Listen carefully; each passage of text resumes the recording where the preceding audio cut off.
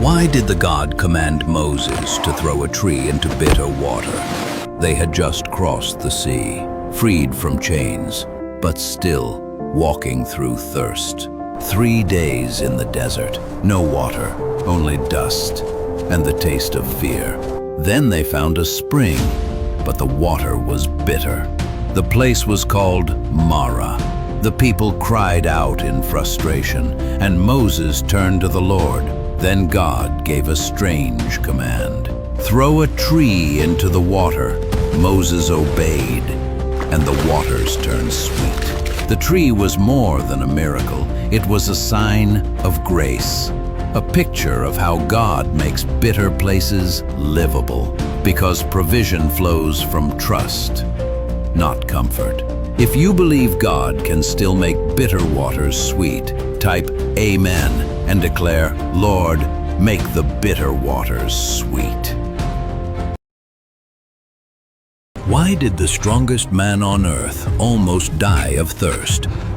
Samson had just won a huge battle. He defeated 1,000 enemies with only a donkey's jawbone. He was the strongest man alive. But moments later, he was dying. He wasn't hurt by a sword or a spear. He was just incredibly thirsty. The great hero collapsed in the dust, too weak to move.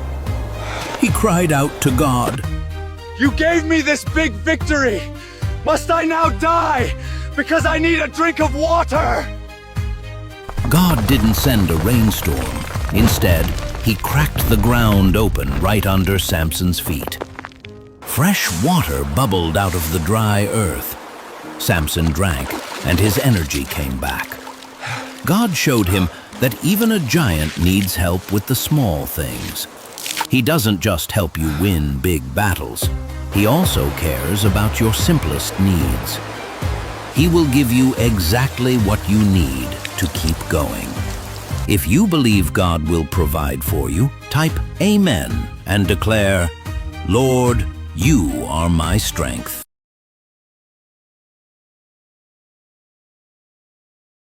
Why did Jesus curse a tree covered in leaves, but bearing no fruit? Morning light touched the road from Bethany. Jesus was walking toward Jerusalem, hungry.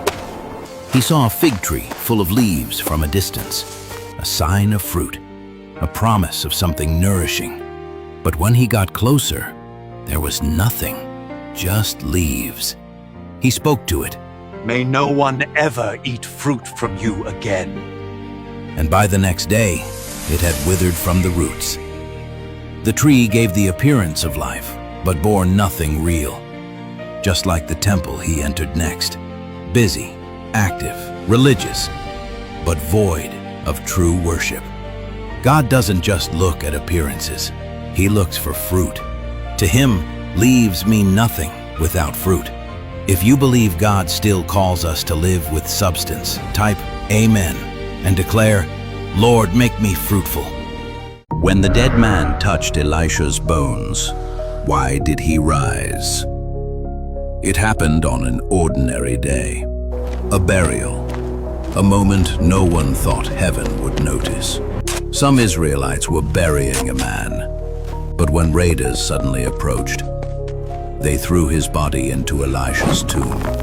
And when the corpse touched the prophet's bones, he came back to life in an instant. It was a whisper of resurrection, a sign of what was still to come.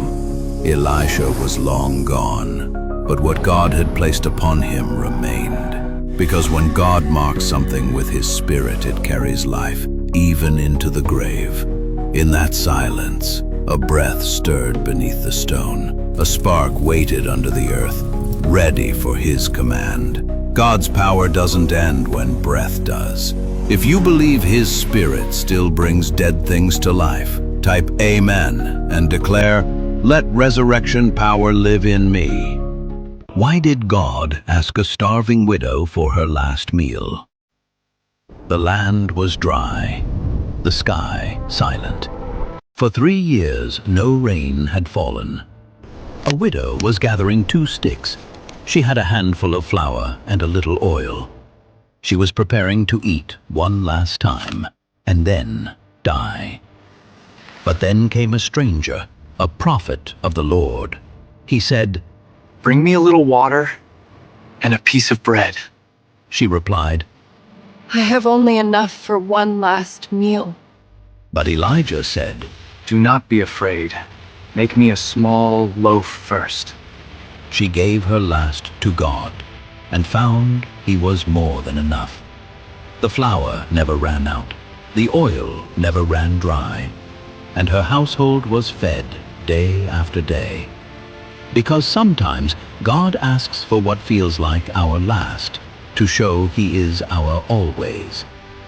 If you believe God can multiply what little you have, type Amen and declare, I trust you.